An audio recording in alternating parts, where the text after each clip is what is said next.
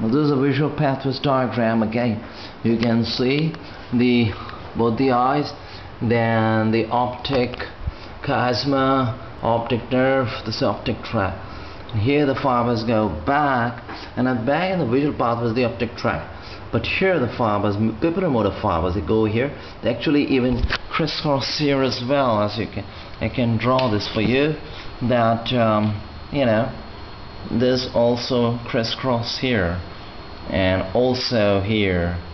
So you can see them crisscross. So there's no demarcation right and left. So if you try and line in the right pupil, even the right and the left both will contract, and vice versa. So the pupillar reflex, that again goes from sensory afferent to interconnecting neurons and efferent motor. This is the, you can say, oculomotor nerve. The nerve to inferior oblique goes ciliary ganglion, where it relays between optic optic nerve and lateral rectus muscles, and from there the nerve goes to the ciliary muscle for accommodation, and the circular muscle, the pupil, sphincter pupillae, for meiosis, constriction, as well as accommodation. So this is it. But the pupillary pathway, light reflex, this is the visual pathway is full.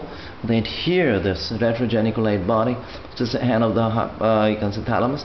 From here the fibers, the temporal fibers and the other optic radiation go. First they are separate, then they become amalgamated. Here goes really into the visual cortex, occipital cortex, Broadman area 17, 18 on near the back of the head, back side of the brain.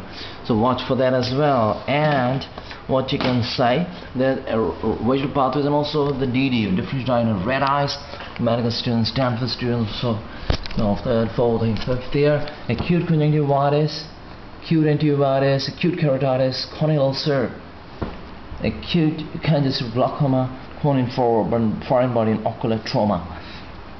So what it is, that acute conjunctivitis in Pakistan and elsewhere in Asia and Africa, the acute adenoviral epidemic keratoconjunctivitis conjunctivitis, where there's a lot of redness, foreign body sensation, and swollen eyes, and redness from upper and lower fornices around the cornea, but there's no corneal you can say injury or ulcer, and the eye is red with discharge. But this goes away after 3 weeks or so, and then there are other, you may use under antibiotic cover steroids, topical steroids, and this acute enteritis, in which the pupil is also very small, and there's the inflammation of the UV tract of the eye. Acute keratitis, which is a corneal inflammation, there's a corneal ulcer. Also the acute congestive element of the eyeball is very hard.